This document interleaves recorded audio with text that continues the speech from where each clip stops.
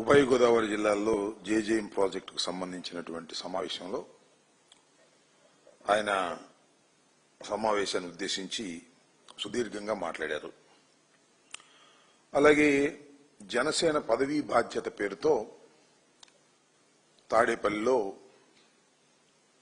జనసేన పార్టీకి సంబంధించిన వారు ఎవరైతే పదవులు పొందారో వారి అనుచరులు వారితో కలిపి ఒక సమావేశాన్ని నిర్వహించారు. దానిలో కూడా సుదీర్ఘంగా మాట్లాడారు.